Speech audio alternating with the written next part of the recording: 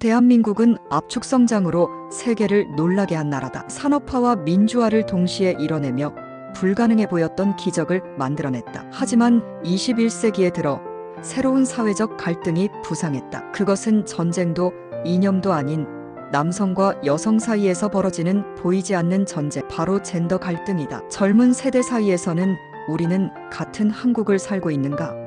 라는 질문이 던져진다. 같은 거리를 걷고 같은 학교에 다니며 같은 SNS를 쓰지만 남성과 여성은 마치 전혀 다른 세계를 경험하고 있다는 말이 나온다. 이 다큐멘터리는 한국의 젠더 갈등이 어디에서 비롯되었고 어떻게 확대되었으며 앞으로 어떻게 극복할 수 있을지 탐구한다. 한국의 젠더 갈등을 이해하려면 과거로 돌아가야 한다. IMF 외환위기 이후 여성의 경제활동이 급증했다. 과거에는 남성이 가장, 여성이 가정이라는 이분법적 구조가 사회를 지탱했다. 그러나 경제 위기 속에서 여성도 생존을 위해 노동시장으로 뛰어들었다. 이는 사회적 변화였지만 동시에 남성들이 전통적으로 맡아왔던 가장의 역할이 흔들리는 순간이기도 했다. 2000년대에 들어서면서 인터넷 커뮤니티의 성장도 큰 역할을 했다. 오프라인에서는 쉽게 말하지 못했던 성별 불만이 온라인 공간에서 쏟아졌다. 여성들은 성차별과 안전 문제를 토로했고 남성들은 군 복무와 취업 경쟁에서의 불이익을 호소했다. 양측의 목소리는 서로에 대한 이해로 이어지지 않고 오히려 적대감으로 증폭되었다. 이 과정에서 메갈리아, 워마드, 일베, DC 인사이드 같은 극단적 커뮤니티들이 탄생했다. 서로를 혐오하는 언어가 퍼졌고 댓글 전쟁은 온라인을 뜨겁게 달궜다. 젠더 갈등이 사회적 현상으로 폭발한 계기 중 하나는 선거였다. 2022년 대선에서 20대 남성과 여성은 극명하게 갈렸다. 20대 남성은 보수 후보를, 20대 여성은 진보 후보를 지지하는 경향을 보였다. 같은 세대 안에서 극단적으로 다른 선택이 나타난 것이다. 왜 이런 일이 벌어졌을까? 20대 남성은 병역 문제를 겪으며 사회 진출에서 뒤처졌다고 느꼈다. 또한 채용 현장에서 여성 우대 채용을 보며 역차별이라고 주장했다. 반면 20대 여성은 여전히 유리천장과 경력 단절, 데이트 폭력과 불법 촬영 같은 안전 문제로 고통받았다. 즉 같은 청년 세대지만 남성과 여성이 체감하는 불평등의 양상이 전혀 달랐다. 서로의 현실을 보지 못한 채 각자만의 상처를 강조하면서 갈등은 더 커졌다. 오늘날 젠더 갈등은 주로 온라인에서 증폭된다. 커뮤니티, 유튜브, 틱톡, 인스타그램이 그 무대다. 댓글창은 전쟁터로 변했고 유튜브 알고리즘은 갈등을 더 자극적으로 부풀린다. 여혐과 남혐 콘텐츠는 조회수를 보장한다. 누군가의 상처가 곧 광고 수익이 되는 구조다. 이 과정에서 일부 유튜버와 정치인들은 젠더 갈등을 무기 삼아 영향력을 키웠다.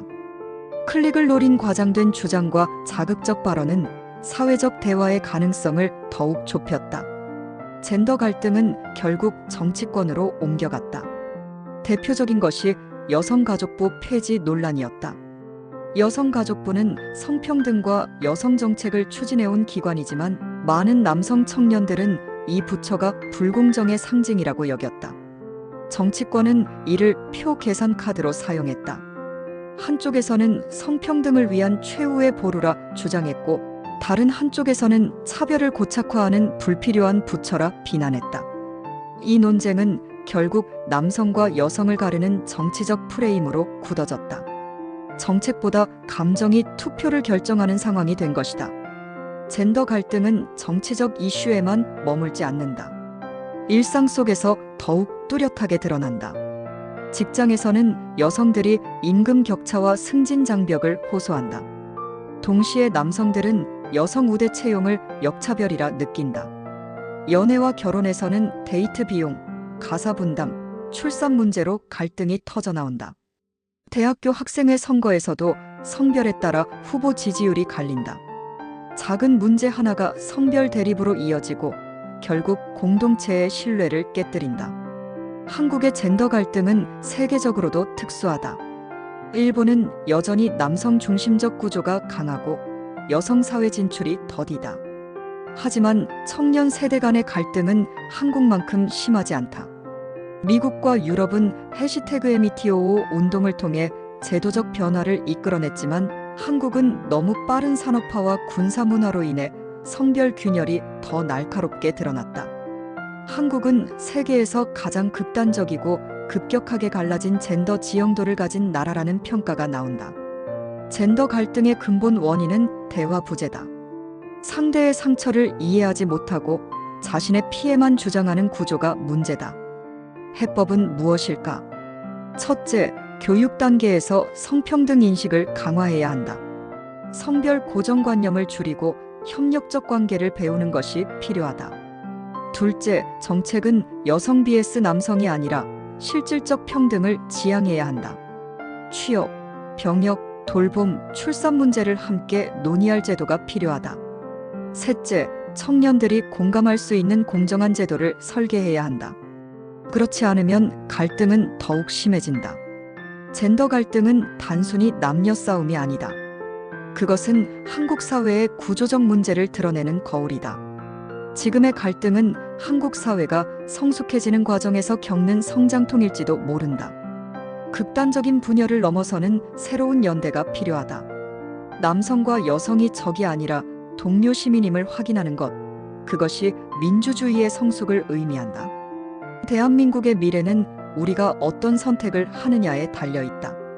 우리가 갈등을 넘어서면 더 큰 민주주의가 기다리고 있다.